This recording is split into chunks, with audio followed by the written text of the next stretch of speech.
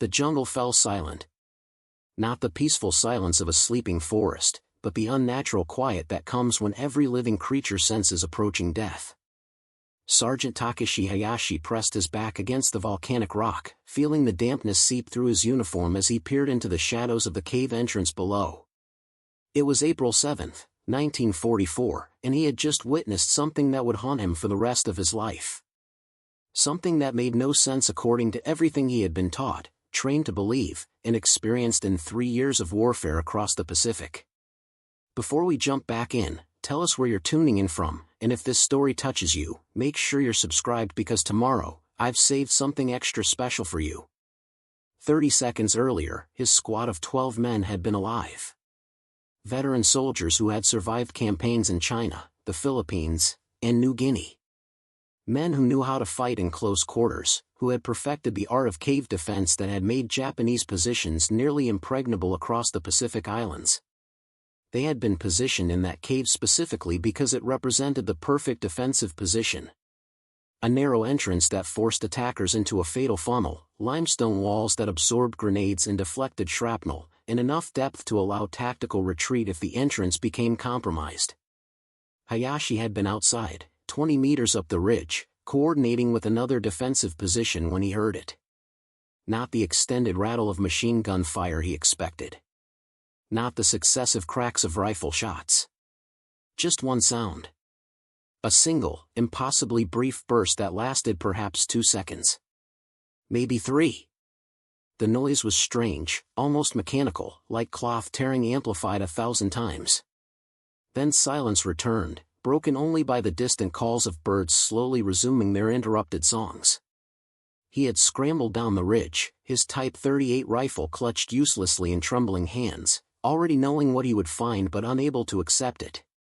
The cave entrance exhaled cordite smoke like a dying breath. Inside, illuminated by shafts of tropical sunlight cutting through the haze, lay 12 bodies. Not scattered in various positions of death as one might expect from a prolonged firefight. Not bearing the marks of grenade fragments or the clean wounds of rifle fire. Instead, they lay in an almost geometric pattern, as if some invisible hand had swept through the cave and simply turned off their lives like extinguishing lanterns. Sergeant Hayashi had enlisted in the Imperial Japanese Army in 1939, filled with the certainty that came from a childhood steeped in military tradition and national mythology. His father had served in Manchuria, his grandfather in the Russo-Japanese War. The family shrine held photographs of ancestors in uniform stretching back to the Meiji Restoration.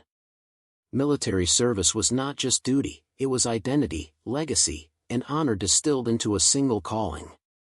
His training had been rigorous, designed to forge soldiers who embodied the Bushido spirit that military leadership insisted would overcome any material disadvantage Japan might face against Western powers. Physical hardship built endurance. Ideological instruction built certainty.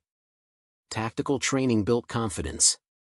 By the time Hayashi completed his initial service and was promoted to sergeant, he believed completely in the narrative that had been carefully constructed around Japanese military superiority. That narrative was specific and detailed, particularly regarding infantry combat. Japanese soldiers were taught that their training in close-quarters battle, their willingness to fight to the death, and their tactical discipline made them superior to Allied troops in jungle and cave warfare.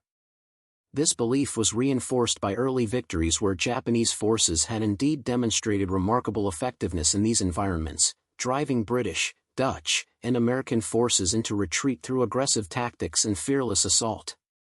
Regarding weapons, the instruction was equally clear. The Type 38 rifle, derived from German designs and perfected by Japanese engineers, was presented as superior to the heavier, less accurate weapons used by American forces. Its 6.5mm round was lighter, allowing soldiers to carry more ammunition. Its bolt action was smooth and reliable. Its length gave reach in bayonet combat. Japanese military instructors acknowledged that American forces possessed more automatic weapons, but characterized these as wasteful, inaccurate, and suitable only for troops lacking the discipline for aimed fire. Submachine guns in particular were dismissed as novelty weapons. Crude devices that sprayed bullets wildly, consuming ammunition at unsustainable rates while achieving little actual combat effectiveness. Training manuals described them as desperate attempts by industrial nations to compensate for poor marksmanship training. The weapons might create noise and smoke, instructors explained, but disciplined soldiers in proper defensive positions would easily withstand such unfocused fire. This dismissal was not entirely without foundation. Early in the Pacific War, Japanese forces had encountered various submachine guns with mixed results. Some performed poorly in tropical conditions, jamming in the humid environment or failing when exposed to sand and moisture. Others proved effective in limited circumstances but seemed to confirm Japanese assumptions about their inefficiency. Soldiers who survived encounters with these weapons reported that while intimidating, they could be countered through proper positioning and disciplined fire. Cave defense had become a particular specialty of Japanese forces by 1944. As American advances pushed deeper into Japanese-held territory, the strategic value of caves as defensive positions became increasingly apparent. Natural or expanded limestone formations provided protection against naval bombardment and artillery fire. Their limited entrances created natural choke points where small forces could hold against much larger attacking units. Properly prepared caves with multiple chambers allowed defenders to retreat under pressure while maintaining fields of fire. Tactical doctrine for cave defense was sophisticated and proven effective. Defenders positioned themselves in depth, not clustered near the entrance where a single grenade or flamethrower burst could eliminate them all. Interlocking fields of fire ensured that attackers entering the cave mouth would face simultaneous fire from multiple angles. Communication between positions allowed coordinated responses to threats. Emergency exits or connection tunnels to adjacent positions provided escape routes if a position became untenable. This system had worked repeatedly across the Pacific. American forces attacking fortified cave positions suffered heavy casualties and were often forced to bypass or seal caves rather than clear them directly. The psychological impact of cave fighting favored defenders. Attackers entering the darkness faced disorientation, unknown layouts, and the terror of close-quarters combat in confined spaces. Preparing and narrating this story took us a lot of time, so if you are enjoying it, subscribe to our channel, it means a lot to us. Now back to the story. Many American units refused to enter caves at all, preferring to use explosives to seal entrances with defenders still inside. Sergeant Hayashi had helped develop defensive positions on Bougainville using these principles. His squad had held a system of connected caves against repeated American attacks for 6 days before receiving orders to withdraw under cover of darkness. They had inflicted significant casualties while suffering only 2 wounded. The experience had validated everything he believed about Japanese tactical superiority in this type of warfare. The cave on this unnamed ridge in the New Georgia Island group had been selected and prepared according to the same proven methods. The entrance was narrow, barely wide enough for 2 men to stand abreast. The interior opened into a larger chamber about 8 meters deep and 5 meters wide, with a slight curve that prevented anyone at the entrance from seeing the full depth of the position. Defenders positioned themselves along both walls of this chamber, creating crossfire that would catch anyone entering.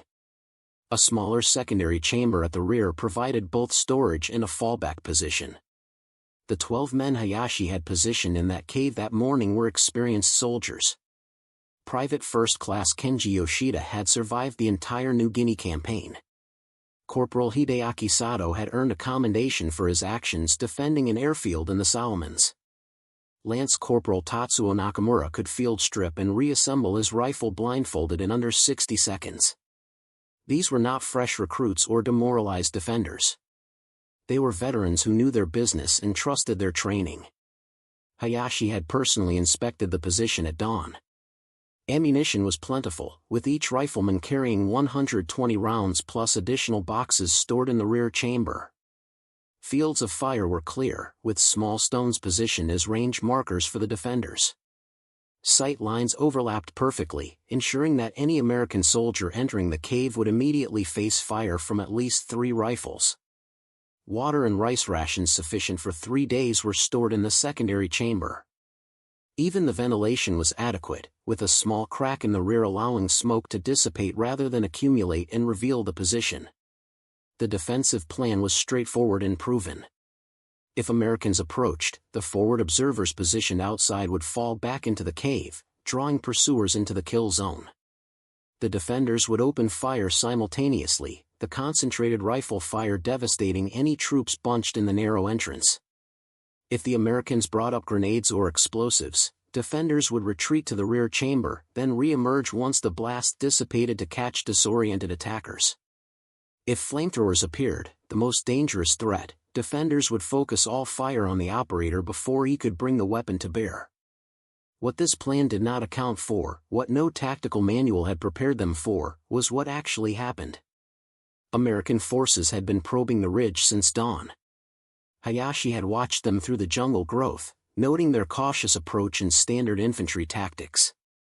They moved in dispersed formation, using cover effectively, advancing by bounds with some soldiers providing covering fire while others moved forward. Nothing unusual or particularly threatening.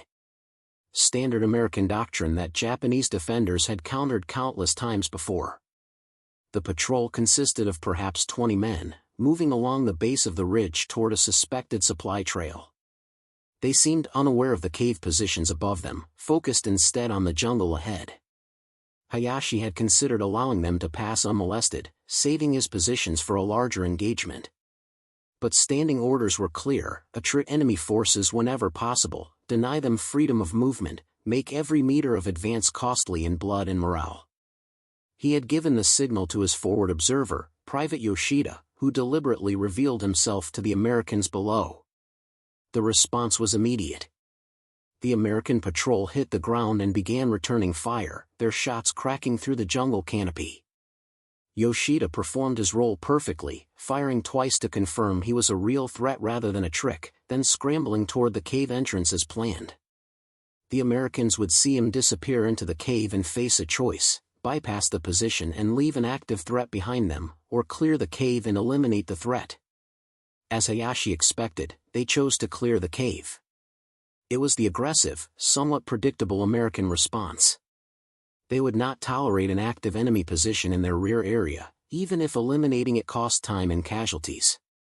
From his vantage point above, Hayashi watched as a small element detached from the main patrol and began working their way up the ridge toward the cave entrance.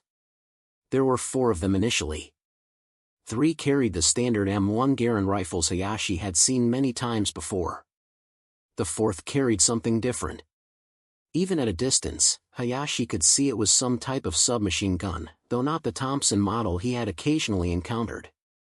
This weapon looked cruder, more utilitarian, with a simple metal stock and what appeared to be a wire frame instead of a wooden grip.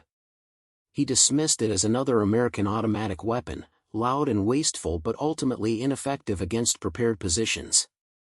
The Americans approached cautiously, using the terrain and vegetation for cover. They moved well, Hayashi noted grudgingly. Better than the overconfident American units of 1942. These were experienced soldiers who had learned jungle warfare through hard experience. They were coordinating their movements, covering each other's advances, staying dispersed enough to avoid being caught by a single burst of fire. When they reached a position about 15 meters from the cave entrance, they stopped.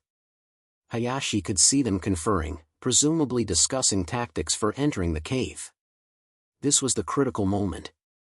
If they used grenades first, his men would fall back and re-engage after the blasts. If they tried to rush the entrance, they would run directly into concentrated rifle fire. If they called for flamethrowers or explosives, it would take time to bring up those weapons, time during which his squad could possibly withdraw if the situation deteriorated. What happened next occurred so quickly that Hayashi's mind struggled to process the sequence of events. The American with the crude submachine gun moved forward alone while his companions provided covering fire into the cave entrance. Not rushing blindly, but advancing in short, controlled movements. He reached a position directly facing the cave mouth, perhaps 5 meters from the entrance. He raised the weapon to his shoulder, aimed into the darkness, and fired. The sound was unlike anything Hayashi had heard before. Not the stuttering burst of submachine guns he had encountered previously. This was a sustained roar, mechanical and relentless, that seemed to compress multiple seconds of fire into a single continuous event. The muzzle flash lit up the cave entrance like lightning. Spent shell casings arced through the air in a glittering stream. The sound echoed off the ridge, multiplying until it seemed like a dozen weapons firing simultaneously. Then it stopped. The abrupt silence was almost more shocking than the noise. The American lowered his weapon, stepping back from the entrance. He made a hand signal to his companions. Two of them moved forward cautiously, rifles raised, and disappeared into the cave entrance. Hayashi held his breath, waiting for the sounds of renewed fighting, for the crack of Type 38 rifles as his men engaged the intruders at point-blank range. Nothing. The two Americans emerged from the cave 30 seconds later. One of them called something back to the others. The tone was not triumphant or excited. It was flat, almost casual. A report of something routine and expected. The four Americans then continued up the ridge, moving past the cave as if it no longer mattered, as if whatever had been inside was no longer a threat worth considering. Hayashi waited until the American patrol was out of sight before descending to the cave. His hands shook as he climbed down the ridge, his mind offering impossible explanations for what he might find. Perhaps his men had retreated through a hidden exit. Perhaps they had surrendered, though that thought was almost more unbearable than death. Perhaps the Americans had used some new type of gas or explosive he had not recognized. The reality was simpler and more terrible than any explanation his mind had constructed. 12 men lay dead in that cave. Not killed over minutes of fighting. Not bearing the mixed wounds of prolonged combat. Each man showed multiple gunshot wounds to the chest and head, clustered in patterns that suggested devastating accuracy rather than random spray. The wounds were consistent, suggesting a single source of fire rather than multiple attackers. Most impossibly, they had clearly been killed almost simultaneously, with no evidence that any had time to react, return fire, or even attempt to take cover. Hayashi knelt beside Corporal Sato, whose body lay 3 meters inside the cave entrance. 5 rounds had struck him, all in a pattern spanning less than 20 centimeters across his chest. His rifle lay beside him, unfired, safety still engaged. His expression showed surprise rather than fear or pain, as if death had arrived before his mind could process the threat. Further inside, the other 11 showed similar wounds. Private Nakamura had been hit in the head and throat. Lance Corporal Fujimoto bore 6 wounds across his torso. Private Yamada appeared to have been hit even as he attempted to dive for cover, the bullets catching him mid-motion. Every single man had been killed by that brief burst of fire, none surviving even long enough to return a single shot. The implications crashed over Hayashi like a physical wave. This was not possible. Everything he understood about infantry combat said this was not possible. A single burst from a submachine gun, lasting perhaps 2 or 3 seconds, could not possibly achieve this result. The weapon should have climbed and pulled as it fired, scattering rounds across the cave walls and ceiling. The darkness of the cave should have made accurate aim nearly impossible. The defenders, positioned in depth along both walls, should have presented targets that could not all be engaged simultaneously from the entrance. Yet here was the undeniable evidence. 12 dead men who had been alive and alert minutes earlier.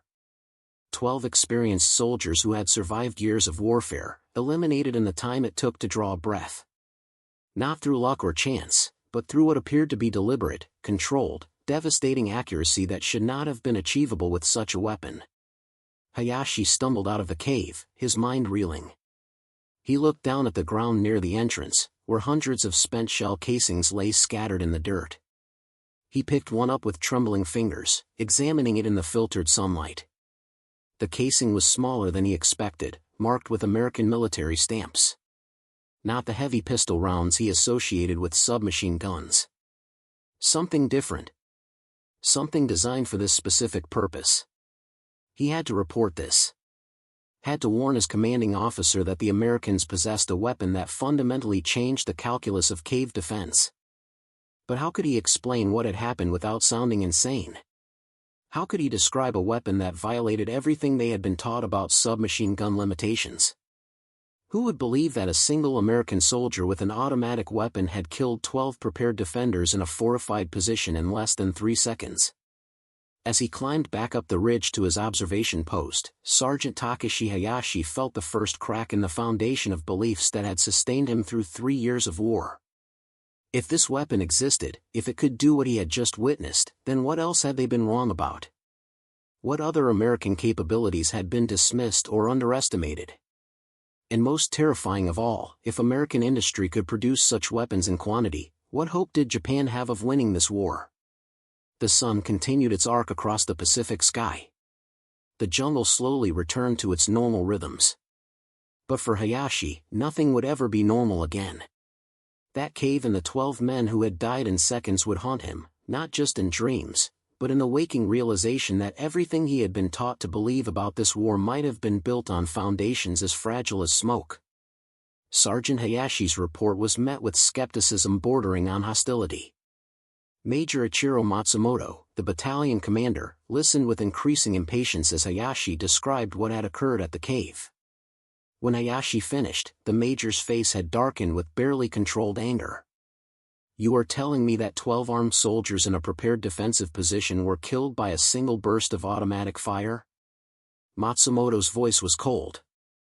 "That one American with a submachine gun accomplished in seconds what would normally require grenades, flamethrowers, and multiple assaulting troops."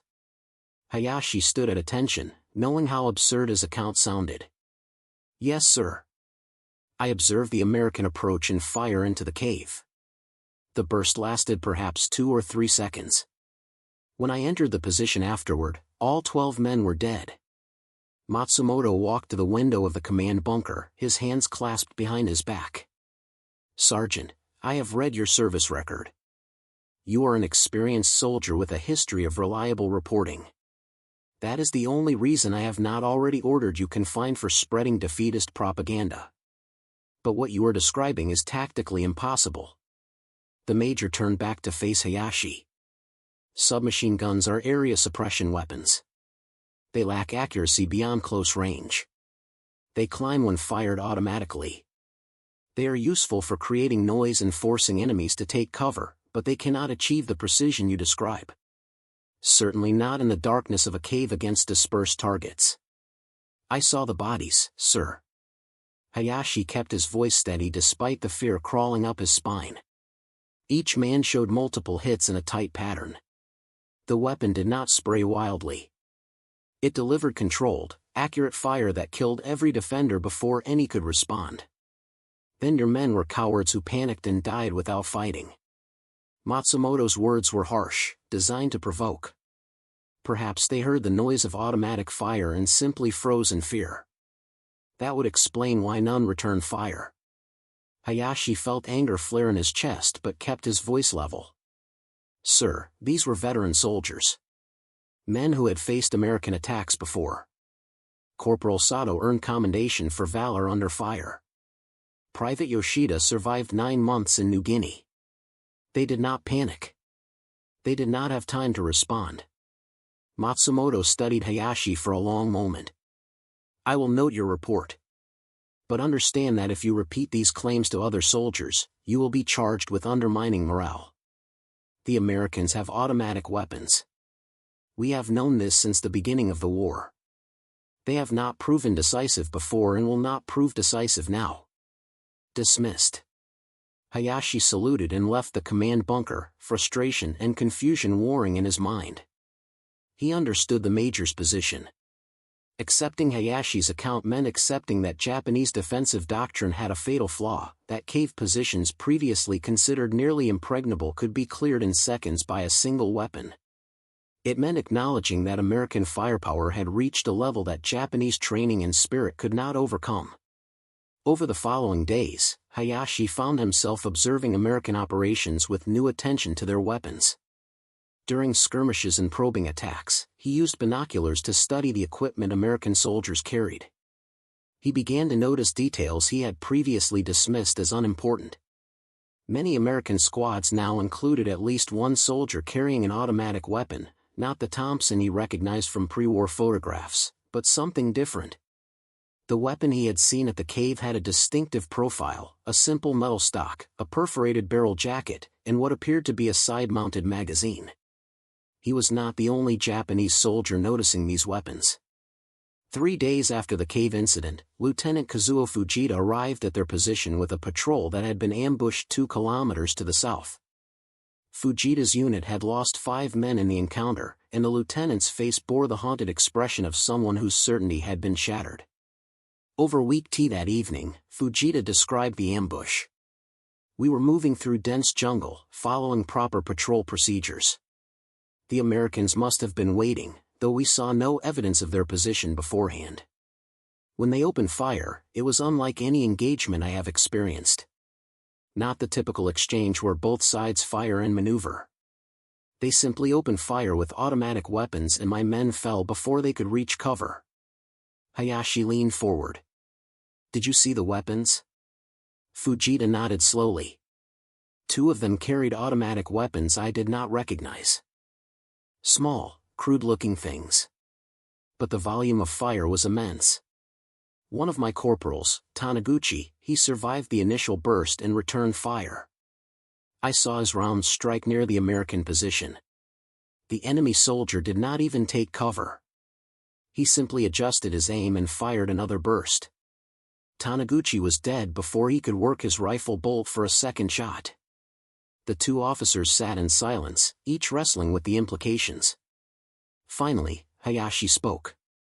"I saw something similar 3 days ago. A cave position with 12 men. 1 American with an automatic weapon. All 12 dead in a single burst." Fujita's eyes widened. 12 men?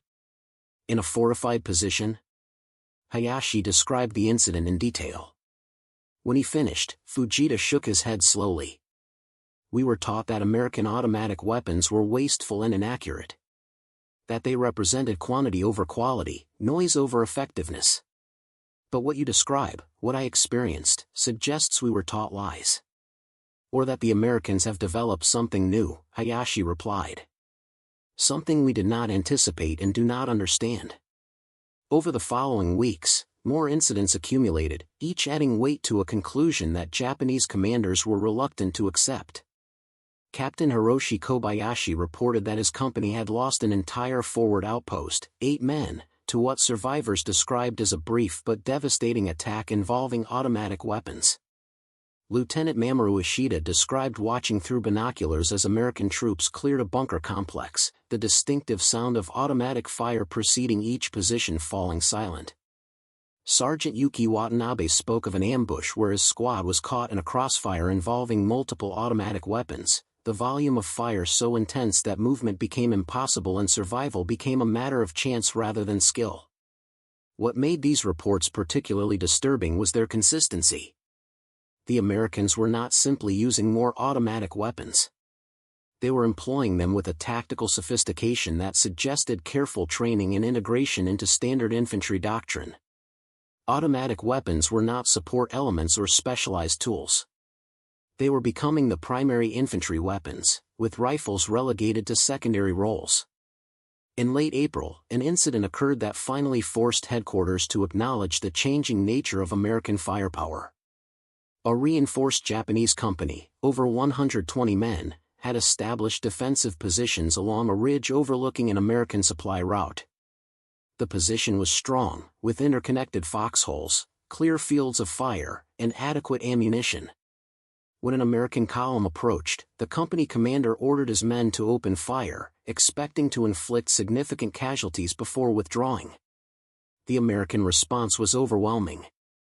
Instead of taking cover and returning fire with rifles as expected, entire squads opened fire with automatic weapons. The volume of fire was so intense that Japanese soldiers found themselves unable to rise from their positions to aim and fire. Those who attempted to return fire were immediately hit by multiple rounds.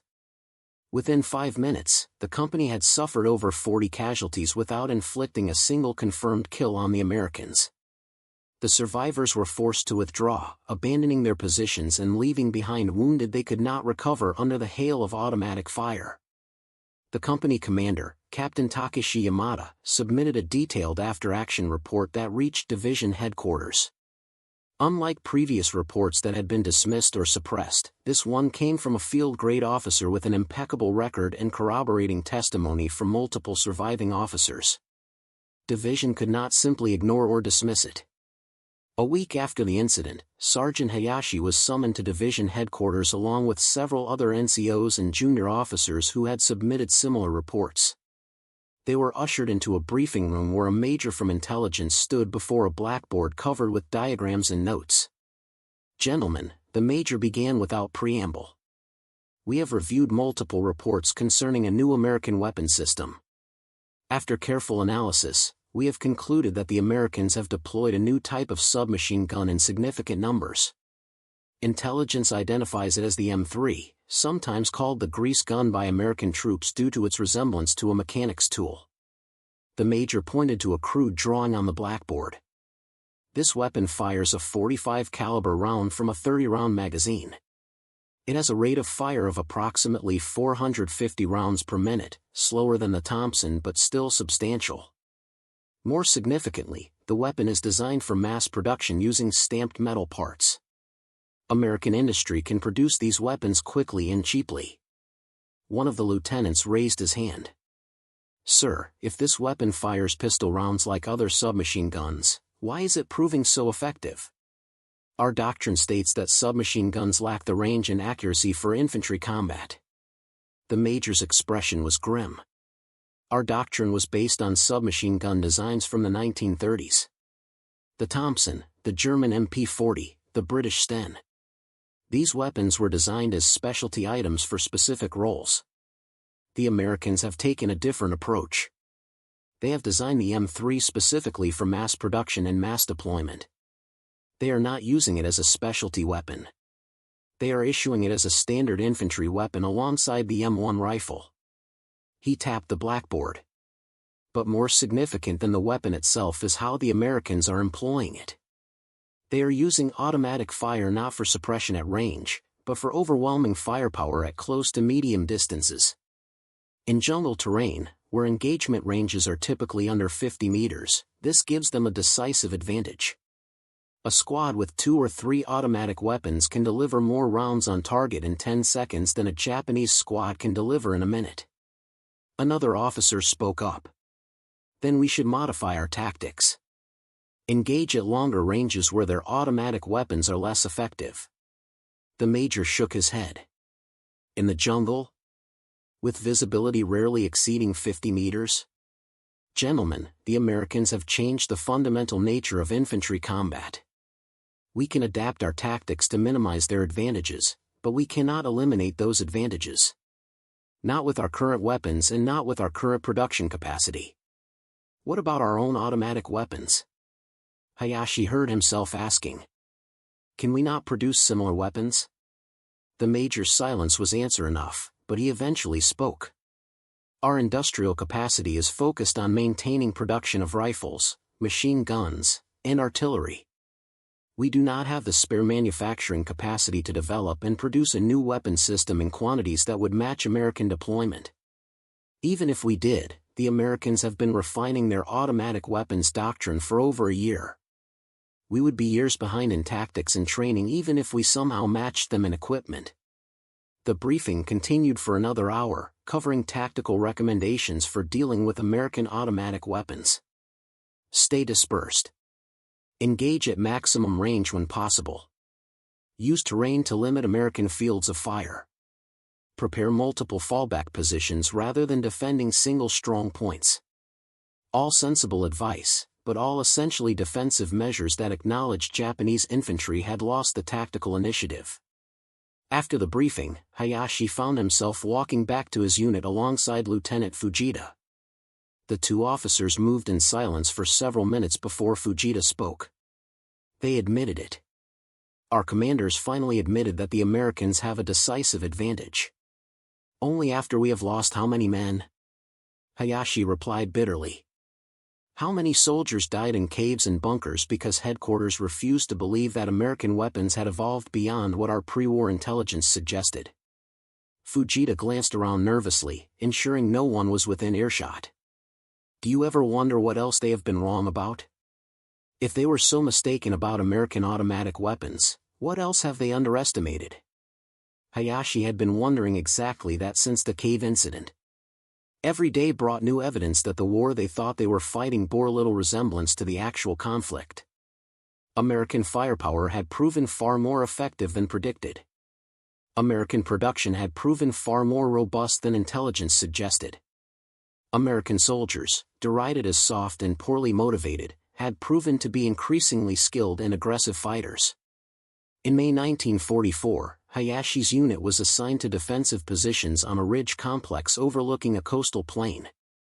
American forces were advancing up the island, and Japanese forces were ordered to delay them as long as possible.